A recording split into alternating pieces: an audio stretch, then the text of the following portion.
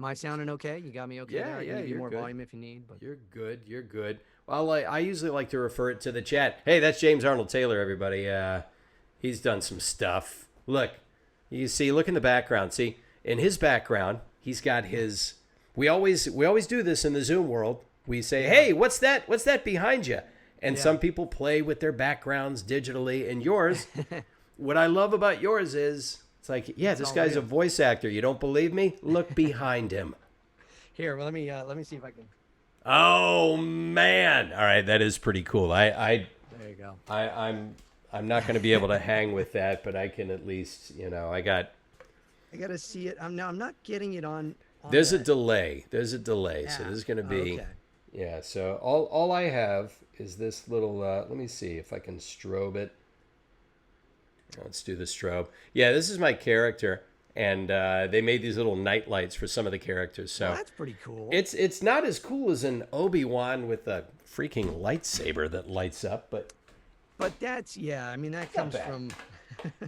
We have tchotchkes, is what we're saying. We have a lot of tchotchkes from our world. I see it now. Okay, now I see. Okay, I've got it on, so I can look at your stream there. So if people ask questions, I can look at them too. Yeah, this is like when you call into a radio station. There's a delay.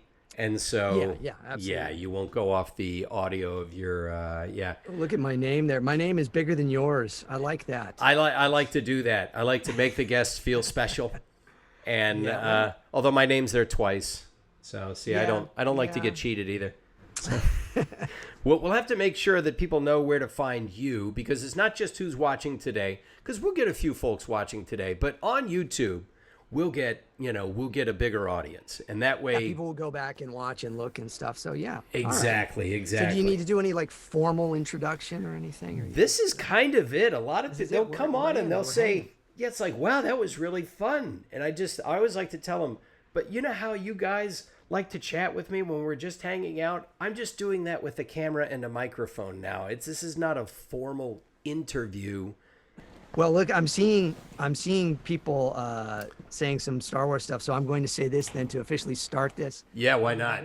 Here, this is hello there, because people like that. Okay. I don't know how well you know that, Chris, but like Obi-Wan and the line "hello there" is this big thing now, because so in the first film, A New Hope, Alec Guinness sees R2 and says "hello there," and then they put it into. Let's see, is it Revenge of the Sith? Grievous is there, and Obi-Wan drops down and says, "Hello there," and very kind of cocky, and then he gets into a battle with Grievous. So now, when people see me, or whenever time I come on to videos, they always want me to say, "Hello there." So there, we've done it now 4 or 5 times. You know what? And I'll take the best of those, and I'll just you gave me a good 3 or 4 in a row, like a pro. Now, in regards to that, have you ever been roped into answering the question that most of us don't want to answer if they've been a part of multiple episodes of a project? What's your favorite? Do you have a favorite, or do you just sort of sidestep it and say, "Oh, they're all great, they're all special"? Here's the thing. As far as Clone Wars goes, now I've been very blessed to be in so many different like franchises and stuff. I saw somebody put Tidus because Final Fantasy X, I was Tidus in that. Ratchet from the Ratchet and Clank series, and we have a brand new game coming out, which is really cool. We can talk about that. And my kids watched the movie. Oh, did we cool. bought the movie? Oh, well, God bless you. Thank you. Yeah, I appreciate that. But so as far as Clone Wars goes, it's very, we did that show 7 seasons over the course of many, many years. I've been Obi-Wan now for 18 plus years. Wow. And voiced more Obi-Wan Kenobi than any other actor. Ewan McGregor is the one that everybody thinks of, but I've actually done more Obi-Wan even than Ewan. And I'm not saying, and I'm better, I'm saying Ewan's fantastic, but it's weird for voice actors. This. We end up doing so much, like you as Gobber or me as Hiccup. I've voiced more Hiccup than Jay Baruchel has. You've certainly voiced more Gobber than Craig has, Ferguson has. So we end up being these characters more intimately than the actors. So all that said, when people ask me my favorite character, I always say, well, whichever character I'm doing at the time is my favorite. So if I'm doing Johnny Test, well, then Johnny Test is totally my favorite. But if I'm doing Obi-Wan Kenobi, then Obi-Wan Kenobi is my favorite. yabba dabba do, Fred Flintstone too. So I'll just, whoever I'm doing at the time, I put my energy into. But as far as episodes of a show like Clone Wars, I do actually have some favorites. There was this arc, the Mandalorian arc, where Mhm. Anna Graves, Chris. Have you worked with I Anna? know the name. I don't know if I have, though. Anna is a fantastic voice actress, and she played the Duchess Satine in the Clone Wars. Okay. And I don't want to give anything away because Right. maybe someday you'll watch it all with your kids. Yeah. And it is all about this love interest that Obi-Wan had. So we find out that when he was younger, there was a possible love interest he had, and it's a really neat storyline. And then they bring her back. So I always really enjoyed the episodes I got to do with Anna, and kind of this flirty kind of Obi-Wan flirting with this gal that's a senator, or she's a duchess rather of Right. Of a planet. So those were my favorites. I loved those ones. Well, I got to do one episode of Clone yeah. Wars. I did. I was and You're a because Jedi. I was a Jedi. Yeah, I am a Jedi. And the funny thing is, Dave Filoni cast me in that and directed me for that. And he said, "You unfortunately, because of my schedule, I couldn't read with the rest of you guys because you preferred to read ensemble." And I thought that would have been so much fun. But Dave Filoni directed me, and he said, "We were gonna kill your character off, and we decided not to. So we might bring him back, we might not." They never brought him back, but yeah, I was Jedi Eth Koth, and Eth Koth, yeah. yeah. And while it was fun to just be one-on-one with Dave, I missed being a part of that ensemble because it would have been fun. Yeah, and I saw somebody was asking here. Let me look at some of the questions. Let's see. The Who, 1997. I love The Who, and I love the year 1997. Look at that. Yeah, it's a good year. What's some of the more interesting Star Wars things you've learned from the speeches Dave Filoni gave before recording?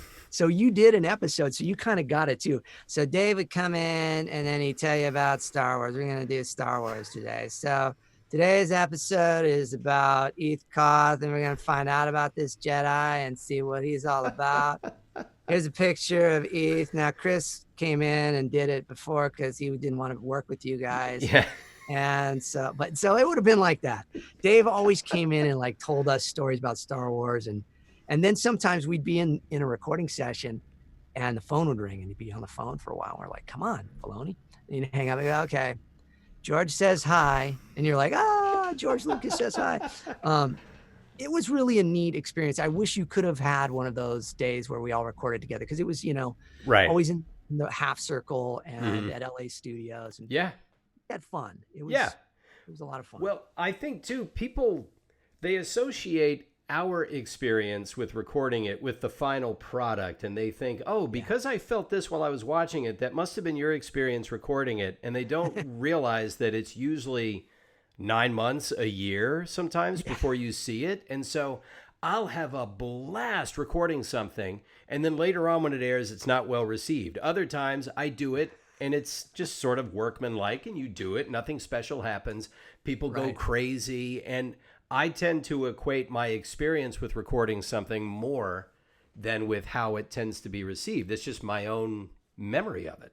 I'm the same. Yeah. You with things like Star Wars, you tend to watch it. You watch it when it comes out and stuff because you know you're going to have to react. The other thing is as you know so well, all the NDAs we sign, everything, we can't talk about anything. Right. So I end up watching it because it's like, okay, now what can I talk about on a series like that where it was so secretive, but also when news came out, you needed to be up to date on it. Right. So I would watch it more, but I agree with you. I always kind of go, oh, that was the day that Clancy Brown came in and something cool happened and we had a conversation, so I don't know. I'm with you. Yeah.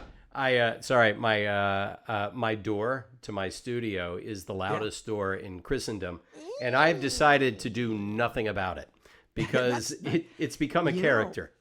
A little WD-40 and you're done. I'm done. I'm done. And I keep, the viewers seem to kind of almost want it at this point because they know, his wife's coming in. His wife's going to say hello. Coming in. Yeah, somebody's coming in. It might be one of his kids. Somebody more attractive than him is coming into the room. Let's watch with new attention.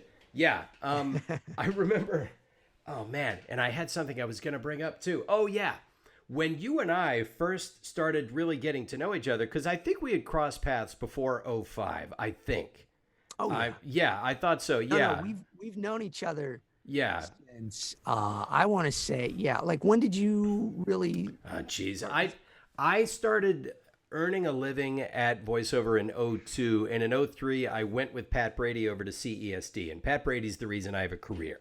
And Right. No, it would CESD have is a been great about place, but yeah. '03, I think, that we met. Yeah, '03 and then '04-ish, and I remember working on Drawn Together with you, Oh the yeah. most gleefully offensive show of all time. That's right. It was an Yeah, equal opportunity offender because yeah, I'm very like I'm Christian guy. I don't do yeah, anything that I wouldn't want my kid to see. But that show was, people ask, why did you do that show? And I say, because they were equal opportunity offenders, yeah. but also um, it was, I also got cast for it before I knew the content because the guys knew me and I knew them. And I was just, oh, this is great. And I get there the first day, I look at the script, I'm like, oh no.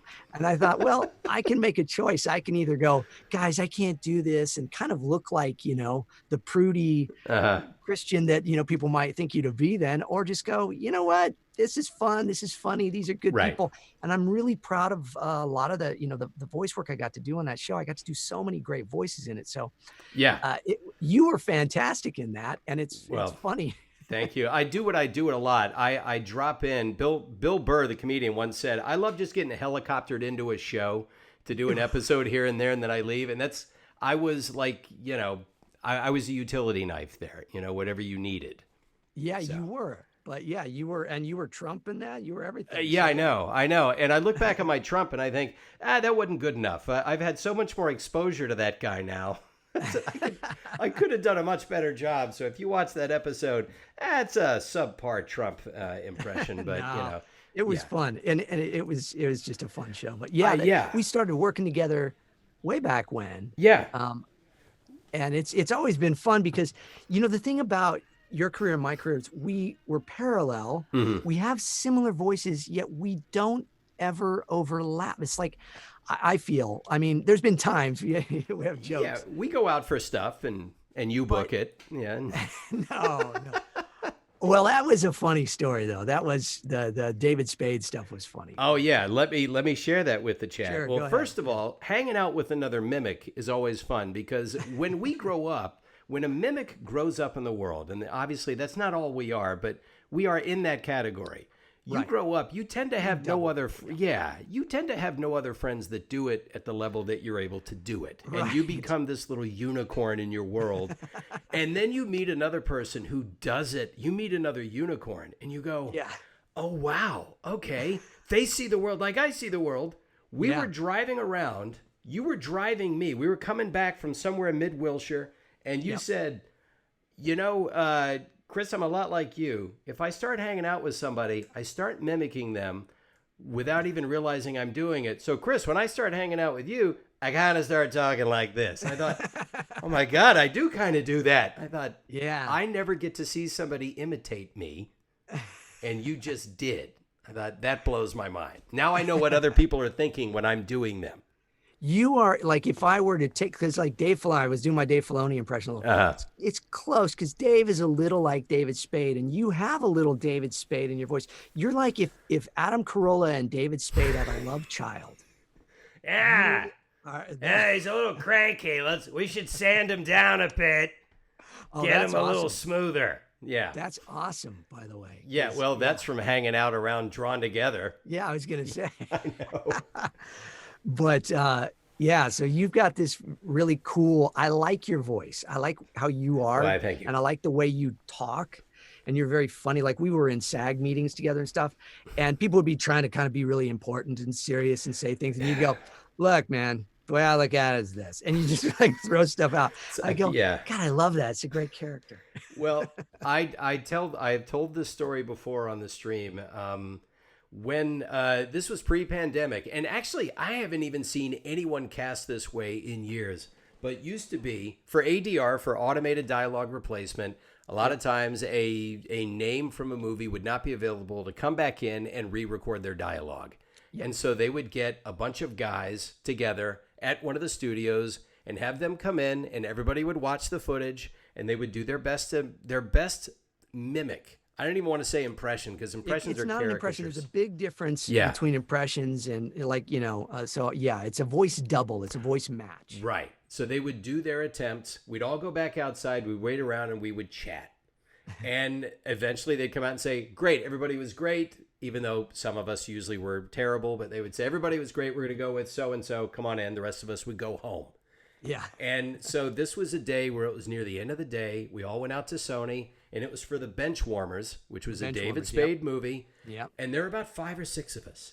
And I know it's a David Spade voice match, so I'm only looking for one guy. There's only going to be one person I'm worried about. Everybody else, I figure, I got a shot. I don't do a great David Spade, but I had a shot. So you were nowhere to be seen. I thought, it's been about 15, 20 minutes. And I said to the other guys who didn't know you, I said, guys, look, I'm going to be honest with you. We all have a chance right now because there's one guy that does the best David Spade in town. And if he shows up, we're toast. It's James Arnold Taylor, all right? So if he doesn't show up, it could be any one of us. And 5 minutes later, I see you come around the corner, and I just went, and you say, hey, what's up? It's like, I'm not going to not be happy to see my friend. And I said, hey, okay. And then they said, all right, hey, we're going to take in James real quick. And you walked in, and I said, guys, we may as well start walking to our cars now. And it was 1 minute later, they came out, and they said, hey, you guys are all great. We're going to go with James. And I said, I hate being right, but this is kind of fun to have been the Swami that predicted it. You're good for my ego. That Yeah. was funny. Yeah, it was really a funny day. I was fighting traffic because I was, Sony lot is way down there, and Yeah. I live out in, In the Westlake boonies, and yeah, stuff. you're out, yeah. And I was trying to get there. I was fighting traffic. I'm like, oh man. And I remember I'm running, and I go in, and because I was like, I've been David's double for I don't know how many years. Yeah. And we used to do stand up at the same time. We used to get, people, we look alike. We're the same height. I can do his voice. It's really pretty easy. It's just right there, and so, I remember the lines from that movie still. Hey, Marty, I'm going to go step outside, get a drink. It's just Right. And yeah, so that was a funny one because I think I went in and did 2 lines. Yeah. Yeah, you're fine. That's our business sometimes too. It really is unpredictable. I have booked, I booked 2 jobs that I had no right to book. One of them, the only people that were there were Nolan North and me. And it was for Vince Vaughn, and I'm just naturally more like Vince. I can naturally do Vince Vaughn better than Nolan can naturally do him. But if it was for Travolta, if it was for Travolta, Nolan booked it. That's just the way it went. Or Walken. Booked the Travolta over. Oh, really? Over Nolan once. Yeah. Well, that's the thing about you is that you live in a higher register, but you have the ability to get on your little esophageal elevator, push basement, and go boom, and be way down here. Yeah. I don't know where that came from. I guess it's in my genes, and that's it. Or there's a story I have not shared with you. All right. This is something that I found out. I'm 51. We're the same age. I'm 2 weeks after. No, I talk about it all the time. I'm trying to manage their expectations. The reason why I don't understand half of what they say is I'm just old enough to be your guys' dad. That's why. That's the weirdest thing. Yeah. So I just turned 51 a couple weeks ago. Yeah. Last week for me. Yeah, last week for you. Mm-hmm. So when I was 42, so almost 10 years ago, I found out that the person I thought was my father my whole life was not my father. Really? Yeah. And long story short, my real father was a man that did exactly what we do for a living. He worked in radio and television and used his voice. And he had an ad agency, and he did radio commercials and stuff in the 50s and 60s. And I look like him. I sound like him, as far as I know. I'm dying to try to track down some audio of him. It's hard to find because it's all pre-internet. But so the funny thing is I guess I inherited my vocal dexterity from him. Yeah. Yeah. I mean, I will occasionally talk to my dad on the phone.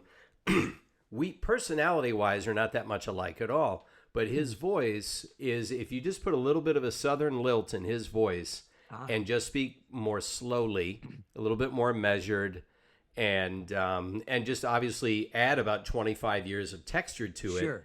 That's my dad, and that's where I just figure that's probably where I'm heading, and yet we're a product of both our mother and father, and the only impression or sort of double I can do that as a woman is my mom.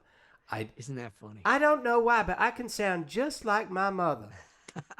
Just, yeah, hey, it's Mom. Just want to see how y'all doing. I heard there was a fire, and I wanted to make sure you're okay. If anything happens in California, Yeah. Oh, yeah. it Well, could be in San Diego. She wants to make sure we're okay where I am 2 hours Yeah. away. Because there's no context. Yeah. Now here's what's fascinating is you mentioned your dad has a little Southern, and then you did your Yeah. mom there with a Southern, and you don't have a Southern accent. And it's Yeah. almost, if someone were to guess, people would guess like you're from back east somewhere. Yeah, yeah. And I grew up in the Deep South, but in Savannah, which is on the East Coast. But Okay. when I was in high school, I had an accent because I remember looking at, Really? yeah, I had this VHS copy of when I was on the Quiz Bowl team, the athlete that I was, basically guys who just answered trivia questions for points. And they aired some of the matches on local cable access TV. So a few years later, I watched and I thought, man, I had a real accent there. And I don't know what happened, but as I moved out, I moved to Orlando when I was about 23, and I started doing stand-up professionally. Okay. Florida does have Southerners, but Florida is Yeah. this strange region that is not north, it's not south. It's everything and nothing. I don't even know what to call it. But after about a year or two of living in Florida and touring as a comic, even though I was touring around the South, I just didn't have an accent anymore. It was Isn't that gone. funny? Yeah, and Well, yeah, Wouldn't that go to what you and I do for a living of matching people? I started And thinking that. you just start to kind of, because people always go, well, where are you from? Because I'll say y'all and stuff, and Yeah. it's just a mishmash of everything. But I'm just a California guy. I was born and raised in Santa Barbara, California, Yeah. and so I find that if I'm around, and it's like Johnny Depp, I do his doubling for stuff, and he's got that affected, almost British at times, and so I find that I can go into that, just kind of like it's just you just grab pieces. Yeah, And each yeah. day is different. I don't know how your wife is, but my wife will say like, your voice is different every day. Like, I don't know. Some days I'm Michael J. Fox. Whoa, wait a second, Doc, and then other days I'm down here. It just depends. Well, it's like a car. You're taking it out for a spin. And you sometimes, somebody told a story about Peter Sellers, who was one of the all-time great mimics. Oh my, yeah. Yeah, and even if he couldn't necessarily impersonate a person's voice, the persona he could take on would be completely different. And they said they visited him once in the morning. They'd come over and they were, I guess we're going to do some work together. And he came downstairs, and over the course of 15 or 20 minutes, they said he must have spoken in like 6 different accents from different parts of the world until he settled in. And they said he's trying out his persona today. It was as though he was running through a Rolodex of who he wanted to be that day. Yeah, that's wild. Now, I mean, thankfully I'm not. No, in that zone. you are always James. You've never been anyone other than James. I don't see you twist yourself into a different persona to please a room. Yeah, but and I would say think the same of yourself. Yeah, I think Sellers though had that problem. He did not really ever, I think, get a grip with who he was. Yeah.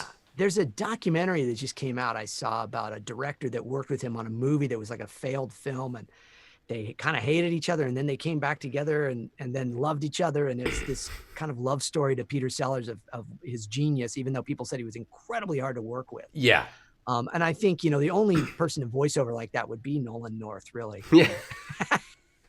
I know. I joking. got a list of things. I I know. kid. Yeah. Yeah. This is the interwebs. Don't worry. That's going to get clipped and sent out there. No, You're going to get a call Nolan's from the only Nolan. one- What the man?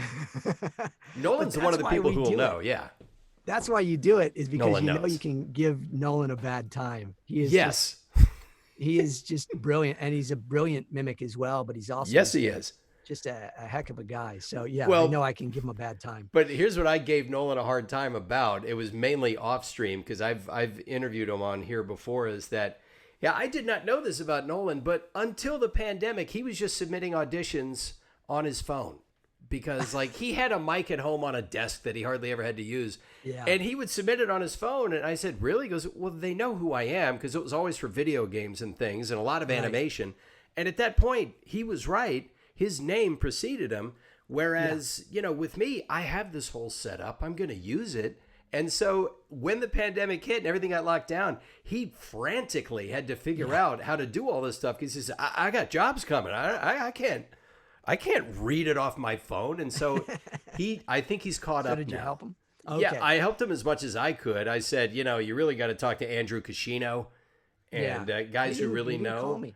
He should have called me. I'm just down. I'm not far from him. And I know, geez, you've got an entire studio right there. Well, I'm one of those nerds because I started in radio back when I was 17 years old and stuff. I've always loved the gear. Yeah. And so I've had a home recording studio for the last 26 years out of my 34 or 35 years of working. Mm-hmm. And I just love it. So much. And plus, because I do the promos for The Simpsons and all those shows. Yeah. So we're connected in that way. Oh yeah.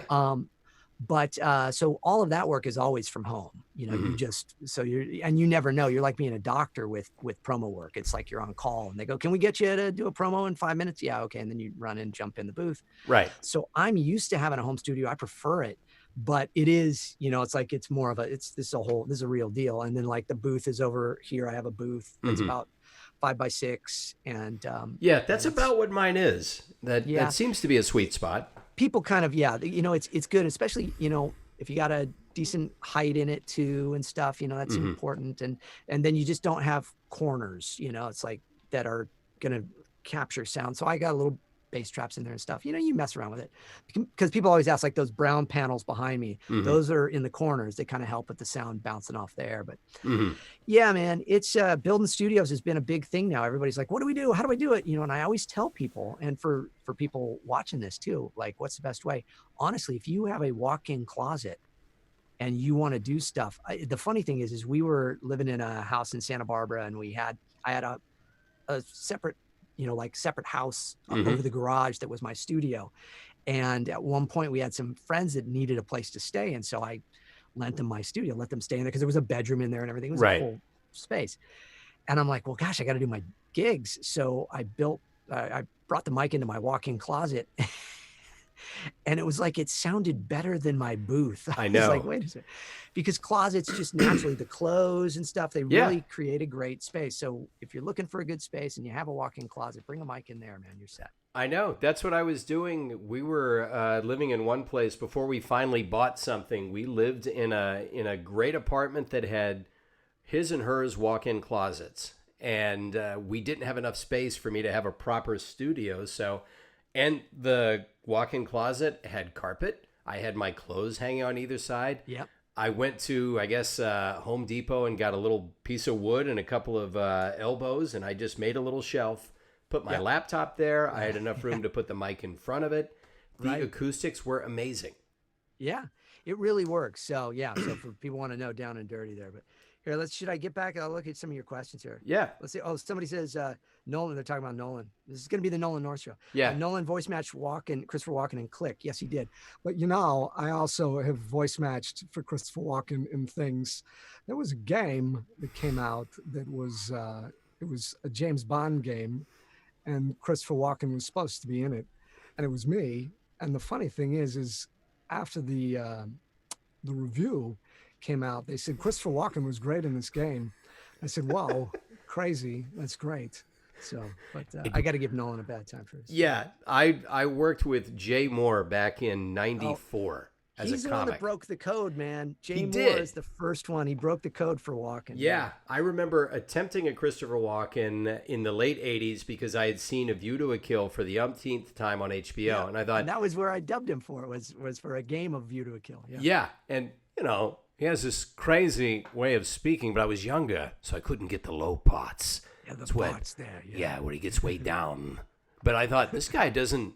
Is this guy reading from the script? He's just... He throws out all the commas and apostrophes and everything. That's what I'm told, is that he takes... He gets his scripts without any of the pronunciation... and punctuation. Punctuation, rather, Yeah, and I remember working with Jay Moore. He was this guy, who kind of blew up the idea of doing Christopher Walken impressions to the point where everybody had one, and like 3 of them were good, and everybody else's was terrible. And wow, crazy. And they go up here. It's like, he's never sounded like that ever. He doesn't do that at all. That's when, people started doing Schwarzenegger, and it's like, it's not Kermit the Frog.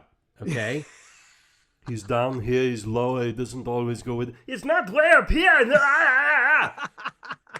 That's what happens. Well, it's like, because I have a stage show and I do voices in it and I talk about it. And in that, I run through characters. And at one point I go, I could do, like I could do Johnny Carson, or I could do Dana Carvey doing Johnny Carson. Yes. Because Dana Carvey was always great at that end, that he did these great impressions, these great caricatures of people, and he would take it to the nth degree. That's what I liked. Is like by the end, his George Bush was like, nah, nah, and he wasn't even speaking English anymore. And that was funny, So that's the big divide though between impersonators and mimics or matches. Yeah. Because when we go in to match somebody in a movie or a TV show or a game, you have to do it the way they would. Like, so for How to Train Your Dragon, I do Jay Baruchel, and so I just have to be able to just talk the way Jay would talk.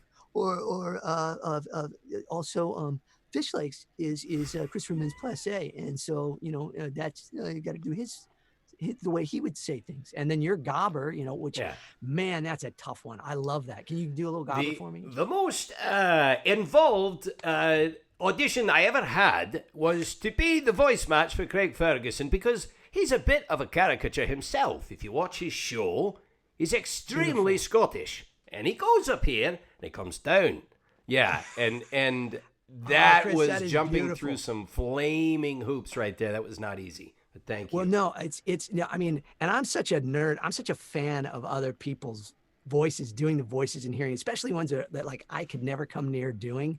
It's just fun for me. So it's just like, that is just so perfect. Because I love Craig Ferguson. He is. Yeah, he's great. He's just a character. But doing that is just like, oh my gosh, that is so. And I remember when those voice matches came in, I'm like, man, I don't know who they're going to get to do that, because it's such you got to get that accent right. Americans usually doing those are, it's like you and Trevor Duvall. Do you know Trevor? Yeah, I worked with him on F is for Family. He's another guy. He's one of those guys where you will meet other voice actors who can kind of do this or that, and they find jobs here and there. And then you meet another unicorn who you could drop him in anywhere, and he's going to fill in any spaces you have. Trevor is an amazing, he's one of my best buddies, and we're texting all the time. He's got an amazing home studio. He lucked out. He found a beautiful home that already had a place built out and stuff. But he's my dog Dookie on the TV show Johnny Test. Okay. It's my dog Dookie. He's totally awesome. But Trevor is one of those guys that can just do any accent, like South African, Australian, British, Scottish, Irish. He finds the differences in between. He's just really good at that stuff. And yeah, he's on F is for Family there with you too. But he's he's a great guy. But he is one of those people that you could talk to for hours on it all too. And you know what he has? He has a YouTube channel right now, because your folks here, your viewers might be interested in this. He's into RPGs, role-playing games. And he created a season, and he's working on the second season right now. It's called, what is it?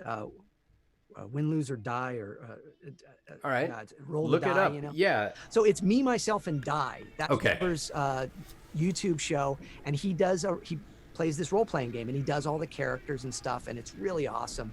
But he'd be a great guy on for you to talk to as well sometime, because you guys just have a good time. As far as getting replaced, I mean, I have had this happen twice on commercial TV campaigns where I was the voice of something, and it had been airing for a few weeks, and I was feeling I puffed my chest out. And one time I was out, and my commercial came on, and I said to a friend, "Oh, listen to this. That's me. That's me." And then the time for the voiceover came on, and I said, "That's not me." Yeah, midway through, got replaced. I have had that happen. So I've been the voice of Fox for about 18 years for their Sunday nights. The Simpsons, Family Guy, and Bob's Burgers. But that's been great. But before that, I was voice of ABC. And I remember I was doing, Gina Davis had a new show, and I had just done these new promos for Gina Davis's show, and they came on, the same thing. I told my wife, "Oh, check out the new promos. I'm doing this different voice on it and everything." And she's like, "That's a really different voice." I'm like, "Yeah, that ain't me." Call my agent. They're like, "Yeah, they're going to go another direction." I hate that. Another direction. Another direction. Not you. That's all that means. Well, I realized too, for How to Train Your Dragon, the voice match for God, Hiccup or Nolan worked on that, and he was the voice match for Gerard Butler's character. yeah, and he was yeah, and I can't remember. It was Gobber and Stoic. Stoic, yeah. So Nolan was Stoic's my dad. Yeah. So Nolan was my dad, actually. On that one, that's right. And did you ever do one of the most fun sessions I ever had? It was a series of fun sessions. Was on Celebrity Deathmatch when they brought it back for MTV2. I got to be referee Mills Lane. Right? Yeah, let's get it on. And I got to be Nick Diamond. And that's right. You were both. Yeah. Well, I was on an episode. Okay. That you did. That was what was so fun about that show is they had 3 fights every episode, and that meant 2 celebrities they needed. And I got to work with 6 different people every single show, and usually I would know at least half of them. Yeah. And I remember Nolan came in for one where he did Dwayne Johnson of all people. Really? Yeah. How and funny. I know. And John DiMaggio came in to do Chris Farley. Of course. It was Chris Farley fighting against Horatio Sands. So it was John DiMaggio up against Carlos Alazraqui. And I've never laughed so hard in my life watching those guys do what they do. Yeah. Oh, that's brilliant. Who did you do on that? Because I'm trying to remember. I was Christian Bale and I was Johnny Depp. That's right. I've been both of their voice doubles for many, many years. Bale. He's a guy who's all over the place with what he does. Yeah, that's a funny thing. So I mainly when I double him, if I'm doubling Christian Bale, it's usually an American accent. But if I'm doing Johnny Depp, I might be doing Johnny Depp's everywhere because I've been the Mad Hatter and Willy Wonka and Jack Sparrow. Didn't he call you on the phone for one of those where you said he wanted to actually talk to you to make sure you understood where he was coming from? When we did the Willy Wonka games, they gave us, they were so top secret about it. Colette Sunderman was the one that booked me and cast me on that. They gave us, I think it was 12 seconds of dialogue. And I'm like, okay. And he's not doing himself. He's doing this really, and so I went, it's David Hyde Pierce meets Mr. Rogers. So I was just kind of, I took a little David Hyde, Frasier, I took some of that, and a little Mr. Rogers, and I just kind of put it together. And then you got Johnny Depp. I was like, okay, I could wrap my brain around that. All right. And so we did these games, and it was like 6 hours of doing it. And then he asked for a copy of it while he was in the Caribbean doing the Pirates movies. And he asked for my cell number and my home number to call in case he felt I didn't get it right. But actually, no, the thing is he never called. But I got to work with him years later. There was this thing called The Legend of Jack Sparrow that was at Disney's Hollywood Studios in Florida. It was only there for like 2 years. It was a great attraction, but they took it down, I guess, because people thought it was a ride, and it wasn't a ride. It was an attraction you went into. There's this hologram of Jack Sparrow projected. And I was the skull, because I'm the skull at Disney. So like, dead men tell no tales. And Captain Jack, yes, Captain. So I was doing this pirate skull that floated around. And so they called me one day and they go, we need you to come to the studio at Disney. And I was up on a 20-foot scaffold with a mic strapped to me. And wherever I moved, to give Johnny his eye line. So Johnny Depp is there in full Jack Sparrow regalia, everything. And it's just me and him on stage all day working, and he's shooting guns at me and throwing stuff. He was like so cool. He was the nicest guy. And I'm like, do I tell him that I'm his double for everything? I didn't. I didn't have the nerve to tell him. It can be weird. A lot of times you're thinking about them because a lot of people don't necessarily want to meet the person that does them because it might weird them out. Yeah. So I just didn't tell him, but I studied him like crazy. So. Right. Well, I remember once doing, I was cast to be Mike Myers' voice double for The Cat in the Hat. And this was where we send in our auditions, and DreamWorks and Mike, I guess, picked mine from the list. And it wasn't just for like a game. It was for anything that had to do with the movie. So I did a talking doll, I did the game, and I did these Burger King commercials. And the story was he was very, very hands-on about what we were doing. And so I went in to record the commercial. And I'm doing the cat, it's from the movie. That's perfect, man. I love that. But not according to Mike. So I did it exactly the way I did the audition. And he was busy, I guess, maybe post-producing the movie, working on getting it ready or working on something else. And he would hear it later that day, and he would send back notes and say, he sounds too Brooklyn. He needs to sound more Queens. And I thought, okay. And the poor Burger King execs, because I wasn't going in there for scale. They said, look, if he's the official voice match, this is his quote. And it was 6 spots.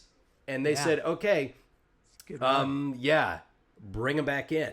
And I went back in again. And I did it the way they said to do it. And then we got another call. No, now it's too much like this. It needs to be more like this. And back in I went. Wow. I kept asking my agent, am I still getting paid? And he says, every time you show up, they have to pay you.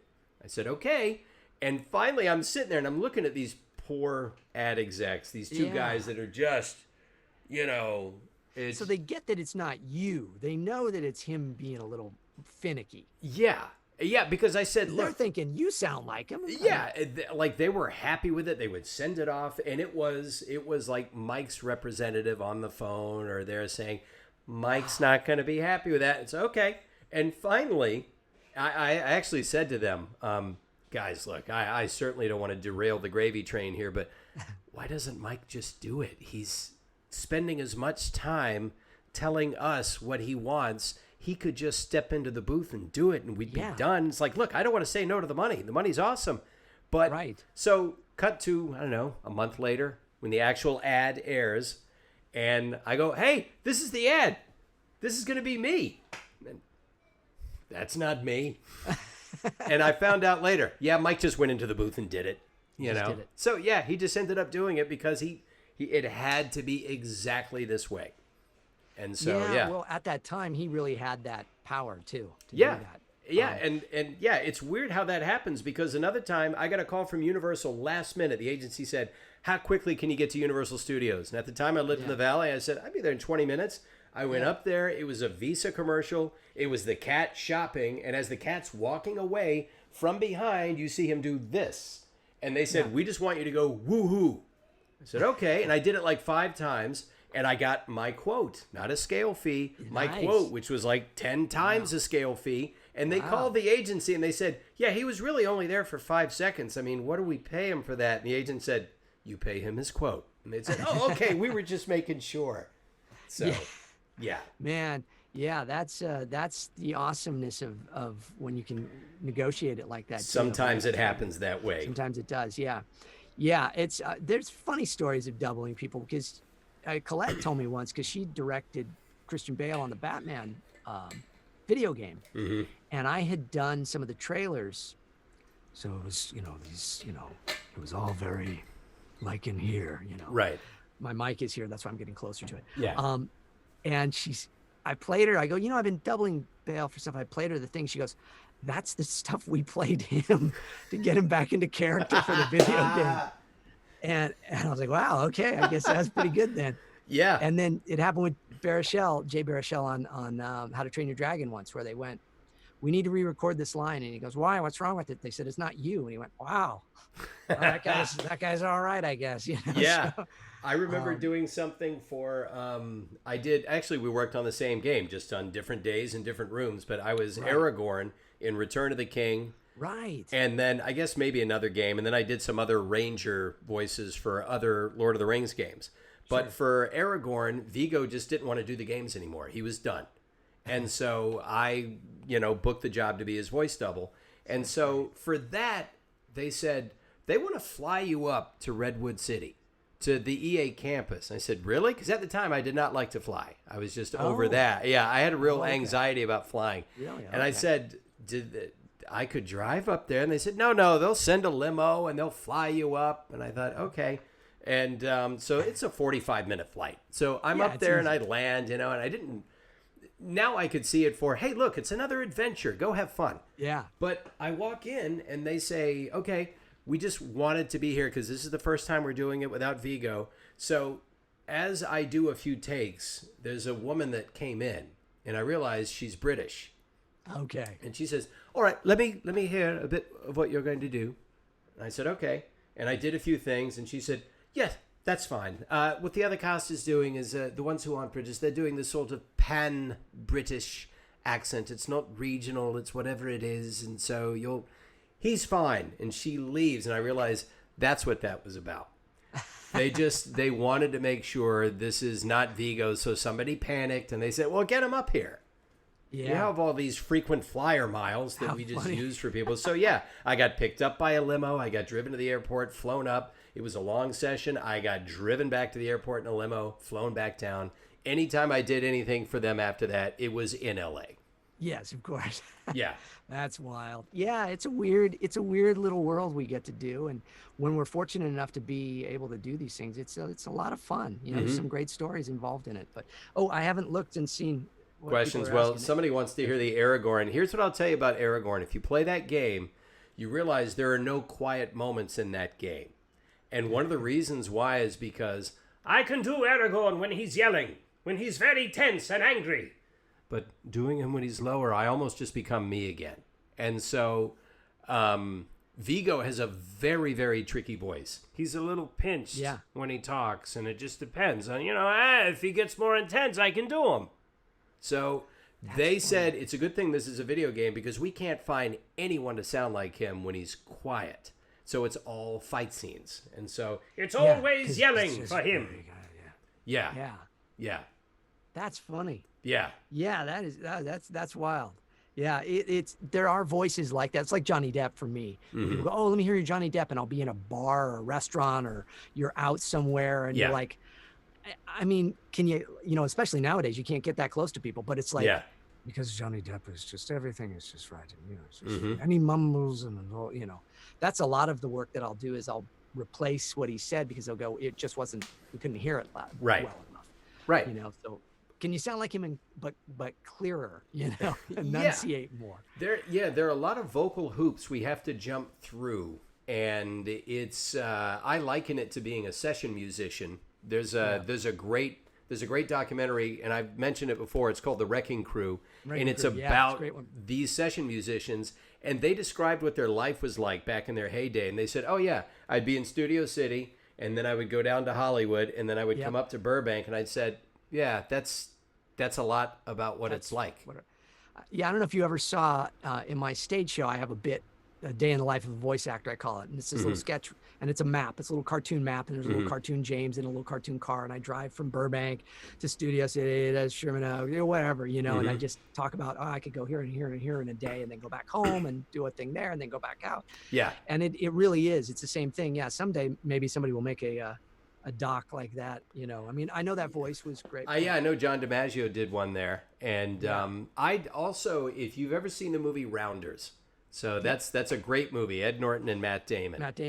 And basically, at the time, I was a comic on the road. I had not yet segued over into voiceover, but those guys would get up when they felt like getting up, and they would hit all these games around the city and around like the tri-state area. They were playing poker? They were playing poker. They were playing Texas Hold'em. And that movie did for poker what basically The Color of Money did for 9-ball.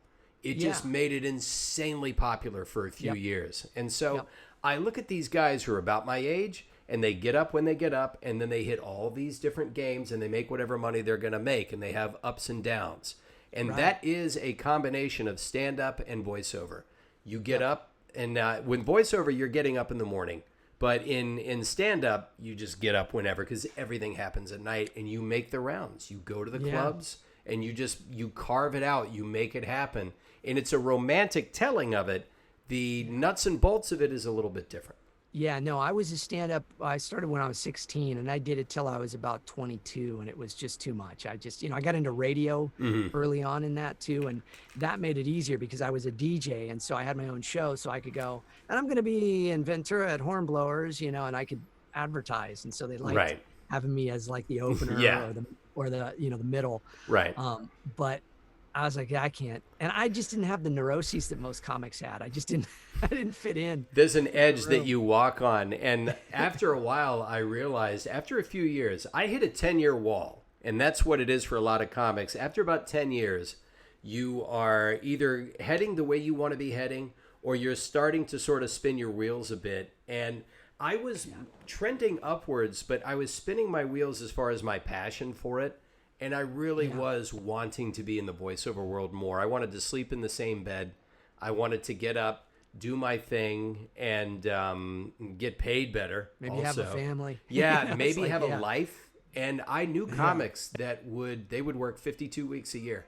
They wouldn't care. They love to be out doing it. I thought, this is not me anymore. Because they get addicted to it too. If you're not doing it, then it's what is it? Yeah, it's really crazy, man. I love it. I still love stand up. I still love performing. That's why I created my stage show, because it was kind of best of both worlds, and I got to I've taken that all over the world, Japan and Ireland and England and places all over here. But it's like, okay, you get that out of your system, and then you get to go back to doing what you do, But, right. It's a performance, Jones. It's a connection you get. That's one reason why I do this too, is be able to connect with people in whatever way I can, because I don't live in the stand-up world anymore. It's just not my thing. Oh yeah, June, my mod says James is also in Tales of Symphonia as Yggdrasil. Yggdrasil, okay. And I was Yuan. Yeah. Oh, were you? Yeah. So we were in that together. People mention these. I mean, we've been in all sorts I can. That was like 03, I think that game was. Yeah, I mean, that was. The funny thing is I've got kind of a weird memory for these things. I can remember standing in the studio. I believe it was it Bang Zoom? I don't know. It might have been Bang Zoom. For me, I think it was. All right, where was Kalmanson and Kalmanson? Where is their? No, you're right. It was in that. It was in that little building, right? Yeah, you take the first right before you go all the way back. So you're like me then, and too. I remember people can say, oh, do you remember doing this character? You remember doing this thing? I'm like, no, but I remember the session vividly. Yeah, I remember the studio. I remember being in the booth. I can see it in my head right now. Yeah. I can remember some lines, doing some lines and stuff. I remember the character, but that's really, it's a weird thing, because we've been in hundreds and hundreds of, recorded thousands of things, but hundreds of studios and places. Yeah. And yet you still recall them, Well, I know. Yeah. Let's see. I'm looking. I saw one here. I'm looking at questions. He's Ratchet. Yeah, I'm Ratchet. Main difference in terms of training or learning between doing an impression and doing a mimic? Well, I would say, for me at least, I think, again, as we talked about, an impression is more of a kind of a caricature. Like Dana Carvey. Dana Carvey even once said that. He says, I do a caricature of the voice. So his Travolta was, hey, it's like really weird. Sandy, crazy. Yeah, but if you're actually, if you're going to do Travolta, you just, you're just not like that. There's a texture of it. But so it's finding them and hearing them in your. I have like a little tape player in my head, is the way I always say it. So if it's like I say, if it's Jay Baruchel, I hear him come out before I do it, or if it's Michael J. Fox, well, okay. So, wait a second, I got to hear it in my head, and then, it kind of comes out, and I feel my throat change, and great Scott, Marty, you do Doc and Marty and together, and you just, I don't know, it just kind of happens. Another person asked about Johnny Test. I just want to say, yes, sure. Johnny Test is coming back. There's seasons 7 and 8 are coming to Netflix soon, and a movie. And nice. Nice. We've been recording new Johnny Test, so lots of content. That's why. Lots of content, and Summer Redstone, who passed away today at 97. Right. May he rest in peace. I have no idea what he was like as a person, but I've done so much work over the years for Nickelodeon and stuff he owns that I feel I should mention it, or a SWAT team will break in and say, no, you're supposed to mention it. But he was famous apparently for the phrase "content is king." And right. These days, it's never been more true, because everyone is capable of producing some kind of content on some level or another. Yeah. I mean, just right here, we can do something. I mean, you can have something be a hit and live on Twitch, on YouTube, on, what is the Quibi is a new thing now too. I mean, there's just TikTok. So many ways of making TikTok. Phil Lamar and I talked about this last week. Phil said something that Phil's always the smartest guy in the room, and yes, you guys were just on a negotiation committee together. Thank you for your work on behalf of the union. Phil said that, and this is true, when we all came up, we were anonymous. Before we were working a lot, we were just slaving away in our bubbles, trying to create a craft, a technique, an approach, and you fail over and over again until you start to figure it out. Now, somebody can instantly get a million hits on YouTube or Instagram by doing something that just somehow captures people's attention, but they haven't had their 10,000 hours of craft. And so they're stuck. So important. Yeah. Yeah. That is, boy, is that a crucial point of what's missing. Because I think a lot of people, I had someone come in and ask me today, even we had some work at the house, and fellow was talking to me about it, because you see Obi-Wan Kenobi and they're like, oh, what do you do? Right. And everybody always is like, oh, how do I get into that? How could I get into it? And it's like, you need thousands of hours of experience being in front of it. It's not just about doing voices. It's not, and I don't say that because it's like, hey man, this is our gig. No, yeah, you're not protecting your work. It's the truth. It's a really crucial point that Phil, you said Phil made that point. It's really crucial that nowadays it's less about the experience of it. I find that with my daughter. She's 15, and she'll be like, I just want to get in there and cook in the kitchen, because I do all the cooking. I would have been a chef if I wasn't a voice actor. Right. And she's like, I just want to get in there. So she gets in there and she starts doing stuff, and it's like, whoa, like the pots are going to fall off, or she's going to cut her finger up. I'm like, I know you see me do it, but you got to like get that experience. There's nothing like experience. Right. So that would be like the one thing I'd say to young people nowadays is, that's why when people ask me, what do you do? It's like, get books, walk around the house reading Dr. Seuss books out loud in different characters. Mm-hmm. Get comic books, change it up, do the characters, but read them out loud every day. Read out loud, record yourself reading out loud every day, listen to it, even if it's just putting your iPhone up and listening, so you get used to hearing yourself.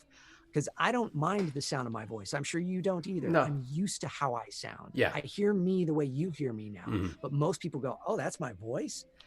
Get used to your voice, get used to reading cold, pick up things that you wouldn't ever read and read them out loud. Don't just read them in your head, read them out loud, and mm-hmm. do it without messing up. Those are the things to be a successful voice actor. And if you can't get that experience by being one, you can still get it by doing those types of things. That will help, I think. Yes, and everyone, when they're young, no matter what era you're talking about, is always impatient. They always can't wait to work. They can't wait to get to the promised land. That's what I was like in stand-up and in voiceover. I want it now, I want it now.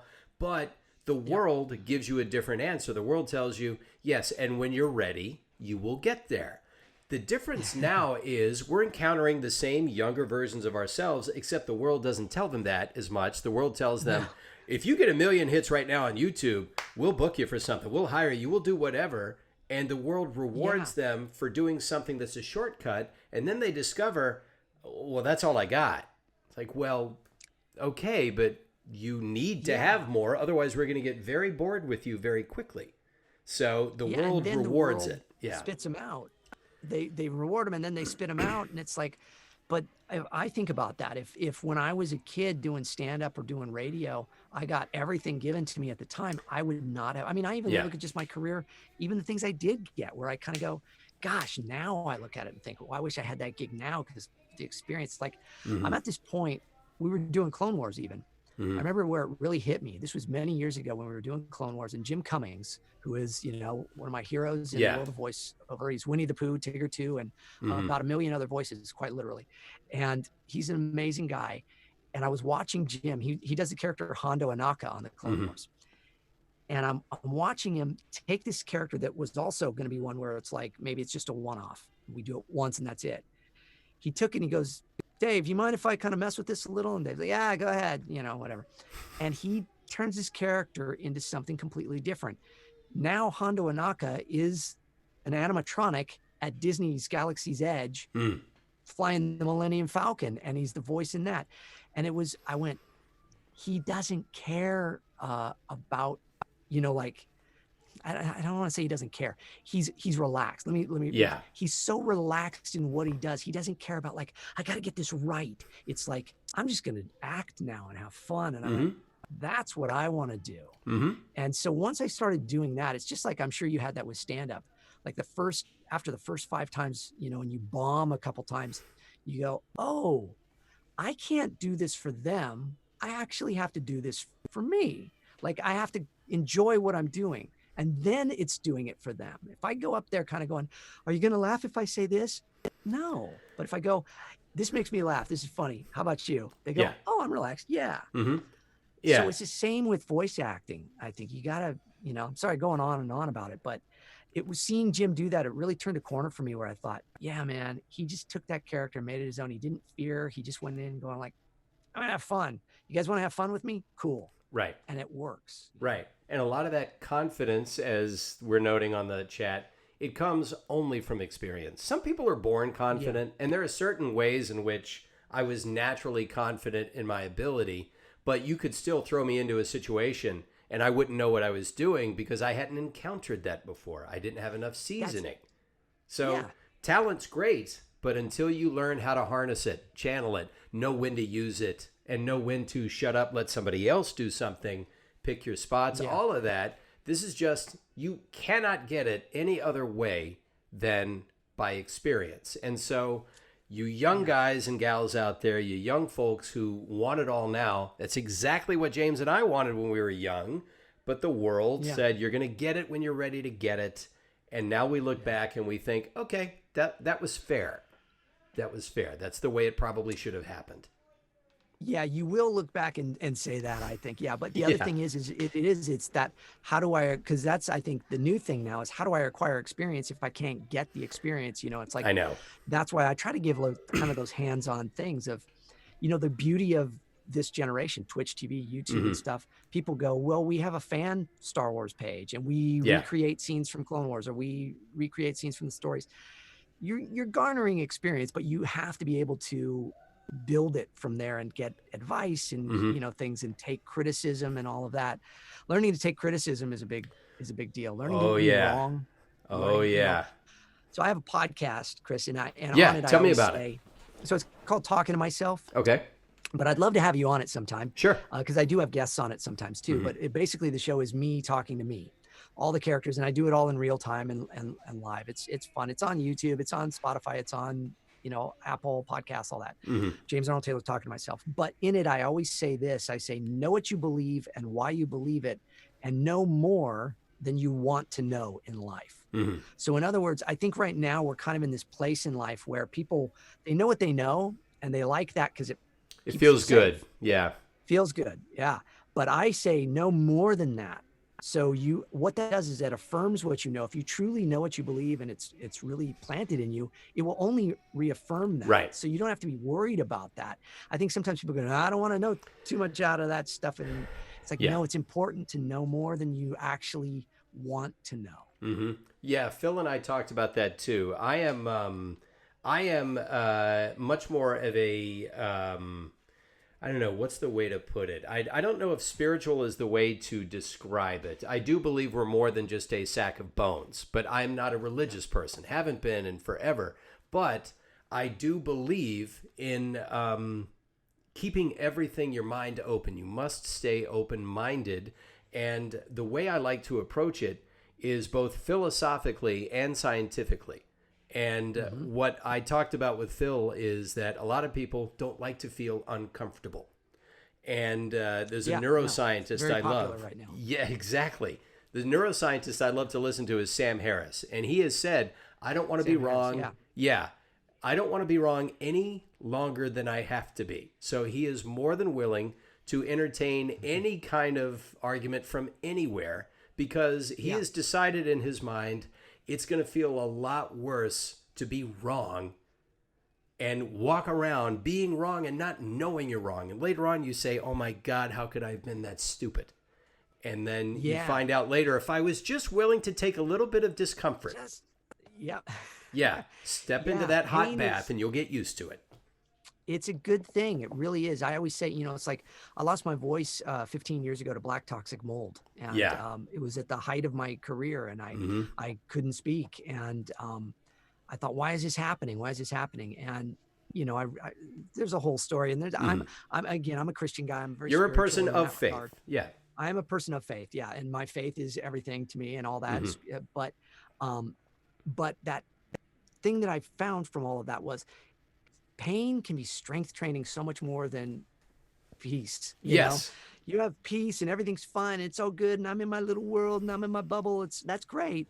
But you grow and you endure and you persevere and you learn so much more if you're willing to go through those hard things.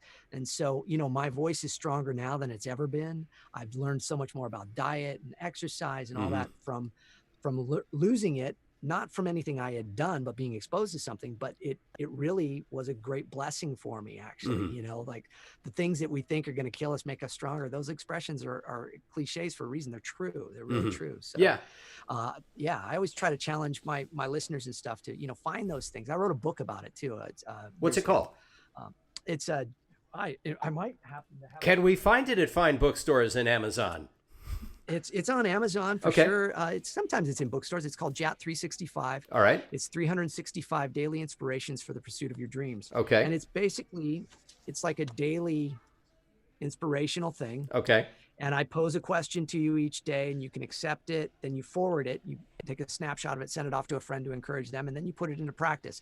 And then at the bottom of the page, there's like a little journal, and you journal your thoughts from the How did it go? asked. Yeah. How did it go? So at the end of a year, you basically have a journal of your dreams and your goals. So hopefully by the end of that year, you're like, oh yeah, I set forward to do this, and then I achieved it this way. And I mean, it's been out since 2013, and it's sold quite a well. It's and done well. People have said that it's really helped change their lives and help them think more positively, be more mindful and stuff. And so, because that's really what it's about. What it started from was social media. Because when I first got a Twitter account, I was like, 140 characters, and everybody's so negative out there. It's such a, hotbed of opinion and hatred. I was like, I'm going to be like the one happy guy out there on Twitter. Isn't life great, everybody? Shut up, James. But I did. So I challenged myself to write something positive every day for a year on my social media. And then I took all of it and put it together and crafted it and changed it up and made it into a book.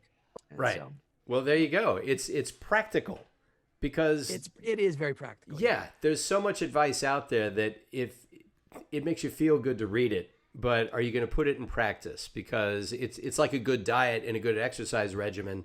It can be really ambitious, but it will fail because it's not tailored to a person's habits. It's not tailored to them building something that's doable every day. The best diet is the one you stick to. That was the most important thing. Yeah, that was the most important thing to me in all of this, because I am very much like, I'll go cold turkey on stuff. I'll do whatever, but I want answers. And I know that most young people want answers nowadays. They sometimes you want that quick fix, but so I try to actually give more of like, here's the actual things to do, not just one of these positive thinking things. Isn't it great? And think this and say this. It's like, no, put these things into practice, write this down, do it this way. I try to give people tools to actually make it work daily for them, because the truth is you're going to wake up some days and feel like garbage. Yeah. And you're not going to be happy. Yeah. And that doesn't fit into the positive, motivational speakers' goals a lot of times. And they don't cover that. So I try to cover that as well. Yeah, I remember, and I've actually worked, this was years ago, I was actually working with him at the time in 2005 when you were going through your black mold situation. Yeah, we were on the negotiation committee, all that. I was working with a cognitive behavioral therapist because I was going through an existential crisis, self-manufactured, of course, but I had segued from being a comic into a voice actor. I was getting a lot of the things I was hoping to get, but I had not really ever come up with a good working philosophy for my life. It was just way too reactive, not enough putting my own effort into being happy, into being purposeful. So what I was learning from him too is he said, look, every day life is going to bring you something that you didn't want. Every day you're going to feel uncomfortable or unhappy, and there's going to be different degrees of that. Your job is to get up and say, that stuff's beyond my control. What can I do that's within my control to meet my needs, keep them in balance, so I will always have a way to take anything life gives me and turn it around? He was extremely practical. Because otherwise it won't work. That's great. Yeah. No, it's true. Yeah, I actually was blessed to do a TED Talk years ago, and I did it on that kind of same principle. Transformation, accepting that we can transform into more positive, more happy people if we really kind of take on the fact that we accept that things aren't going to go our way. Yeah. That's really the only way you can do it. Yeah. So yeah, you have to be, and then it just allows you to kind of let things not just roll off, but you handle them more. I mean, you're a dad, I'm a dad. You realize that when you're a dad, when your child comes in with, it's like you have to just come in and handle it. So Yeah. those things are good. It's good to go through those moments. I think for anybody that is going through anxiety and stuff, just Yeah. breathe through it. Mm-hmm. Honestly, breathe through it. Find the things that help give you peace, but know that this is actually a good thing. It's going to help you build Yeah. stronger, like a stronger immune system almost, you know? Yeah, exactly. Bertrand Russell wrote a book. Yep. The Conquest of Happiness. He wrote it in 1930. And Yeah. it is still very practical today. And one of the things he says is, melancholy is a passing mood. Do not mistake it for wisdom. Just because you're feeling down at some point. Then the other thing he talks about is you have to cultivate, he's using 1930s terms, you have to cultivate zest. Sure. Nobody says zest anymore, but he's basically saying, learn to be enthusiastic about things, because your body and your mind will reward you for showing enthusiasm. Everybody's postmodern and too chill for things. They're over it. Well, when you're over something, you're not having any fun. Don't be over everything. Don't be afraid to be sincere. Yeah. Yeah. So. I mean, it's like when you're doing the voices, it's the little things. It's like, I just love that. It's like, find the excitement in things that are going on around you. It's like, oh, do gobber. I like that. It's like, I'm like a little kid. That's how we should be about things. It's like, I'm going to finish this and I'm going to go have a salad with my wife and daughter and be like, ooh, I get a salad.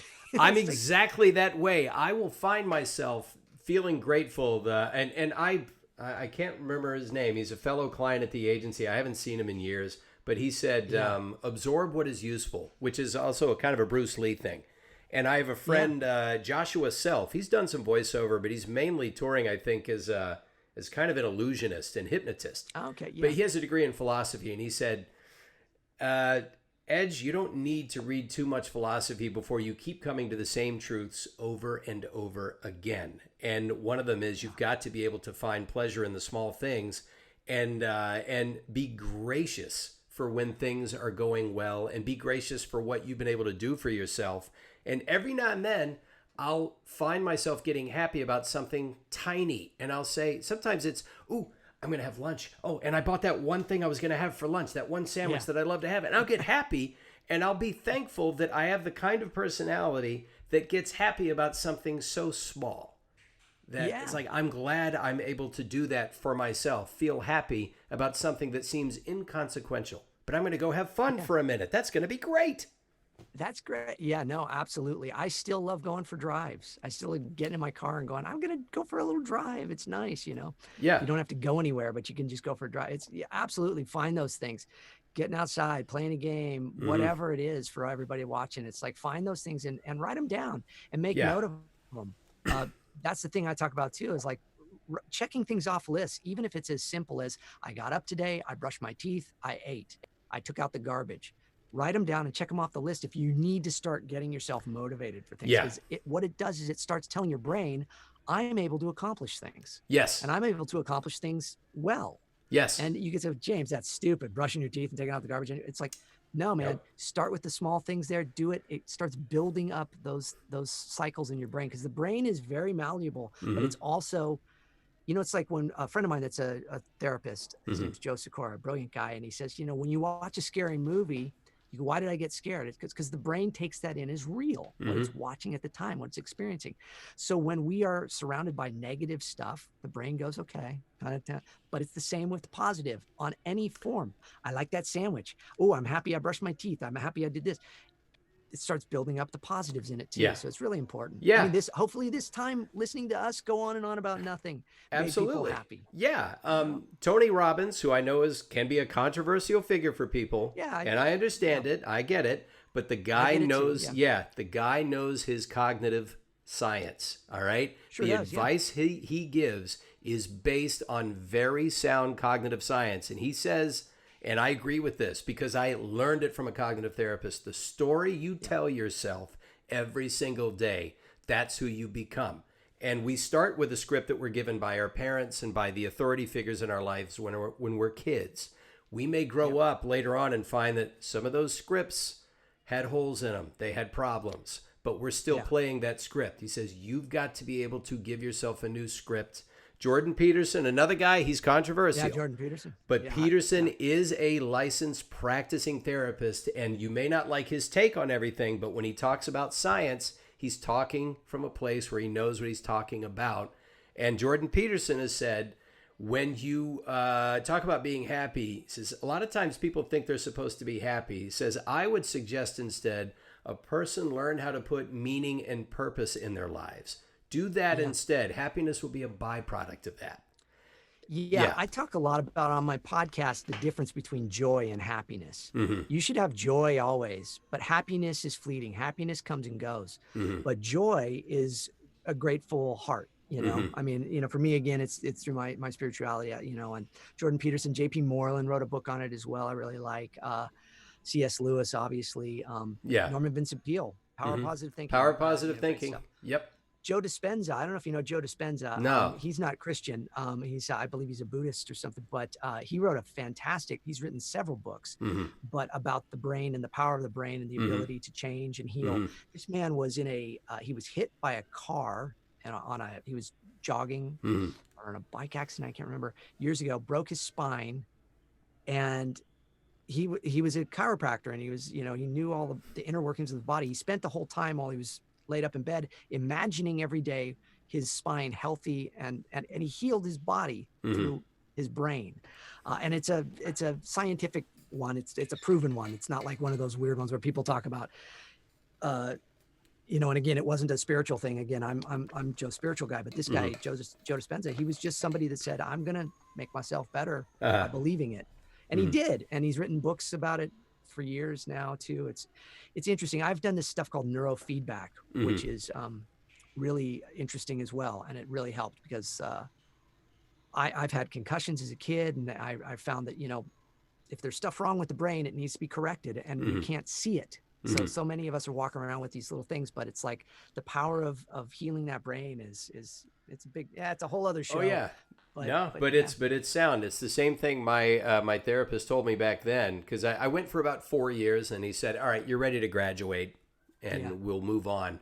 But he said, we have all these associations in our minds that have formed habits, and you've got a 16-lane highway of 30 years of habits that you have built up, and you're digging a little dirt road of new habits, and you're trying to reroute traffic. It's going to take time to reroute it all. And he says it will take years, because that stuff is embedded in your skull, and you've got to slowly rework it. Those habits don't die easily, but you create new habits to replace them. You crowd them out with new habits. Absolutely. And I think both you and I are here to say, living proof that you can do that. Oh, actually, you really, really can do that. I did not come from a great childhood or a great background or anything. And I've really been able to create happiness, but joy. I would say, I would say joy, a joyful heart, and find those moments of happiness and enjoy them when they're there, but also enjoy the times when they're not there. Yeah. Because I'm mindful of it. Yeah. That's the thing I learned too, is that this isn't something that just lands on you and you get to enjoy it and you have to wait for it to land on you again. You have to actually work for it every day. You have to roll up your sleeves and do the work. But after a while, the work becomes a habit, and habits don't take effort. Habits just happen.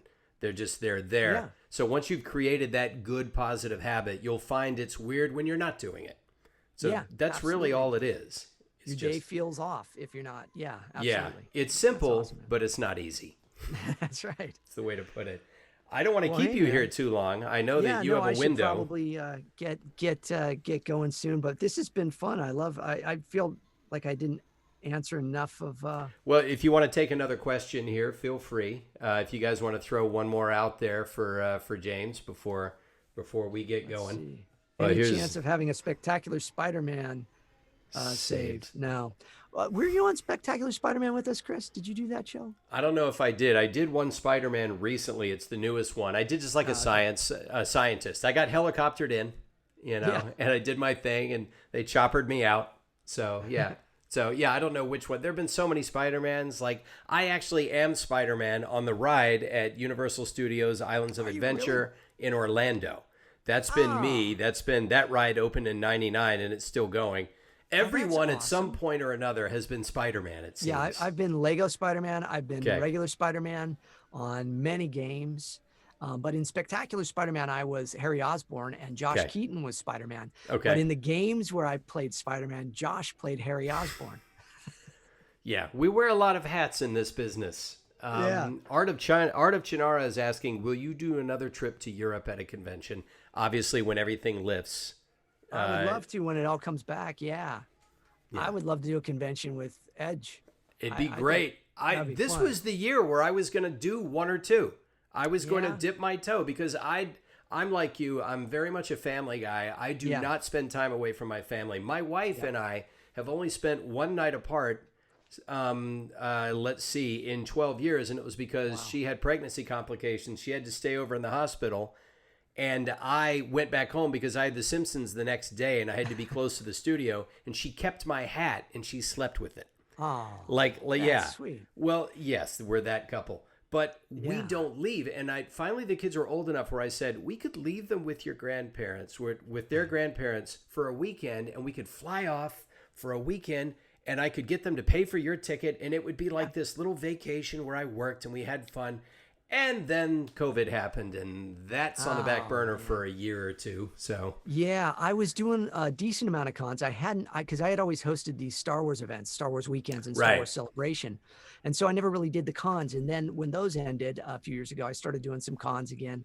And last year I did more than ever. I think I did like 10 cons. Wow. I was supposed to do like 15 and I pulled back and did like 10 because I'm just not a traveler like that either. yeah. I like being near my family as well. And this year I was going to pull back completely. And so it's Mhm. kind of convenient for me. I had a couple of shows I was going to do, but they all got canceled. But yeah, they're fun. They're fun. It's always fun to be able to do stuff and see your friends. And it's like a session, when you get into the booth with Yeah. everybody. But Yeah. maybe soon. I think probably within the next year and a half or so, we talked about that before, that things will start getting a little more back to normal. And Yeah, it's there'll going be to take a little Comic-Cons while. again. Yeah, it's Yeah. going to take a little while. The cons will be, unfortunately, one of the last things to come back because it's so I think so because many of what it people. is. Yeah. Yeah. But I guess there's ways they're doing little Instagram ones and stuff. Maybe we'll do that. And until then, we've got like your We've got stream this. here. Yeah, And I've got my channel, so people go to jamesarnoldtaylor.com. You can go to follow me on and subscribe to my YouTube channel if you don't mind. It's all free. There's hundreds and hundreds of videos of me. Mhm. Everything from my book. I did an actual daily video version of my book, so you could get positive inspiration every day. I Do have that. a show on there called Clone Wars Conversations where I interview some of my Clone Wars castmates. And I haven't done a new season of that lately because of all of this, but I was planning on it, and then COVID hit. And I have things of me in the booth there. I've got all sorts of different. I have a show called The Jat Show, and then I have my podcast on there and all sorts of stuff. So, Instagram and Twitter, I'm at Jat Actor, JAT Actor, and you can follow me there.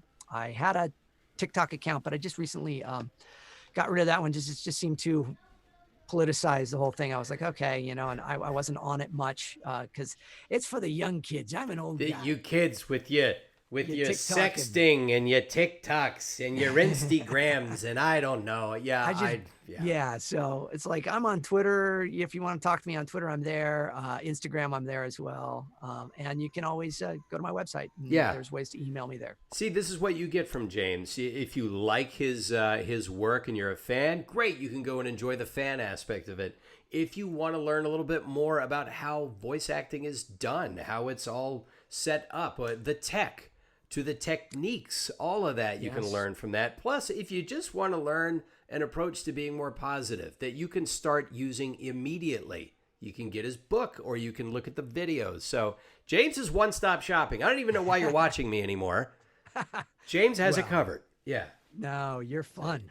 I You're try to fun. be. I try And to you be. do all the voices I don't do. Yeah, so between the two of us and Nolan, Yeah, somehow. Nolan. Yeah, Nolan, Whatever. that guy. Yeah, whatever. Nolan. All right, so James, I'm going to let you go. And All then right. I will briefly address my fans here, but I know you have Okay. stuff you have to be getting done. But Well, I will say, as Obi-Wan Kenobi, it's been a delight to be here with you. I have a good feeling about this, and the Force is strong with all of you.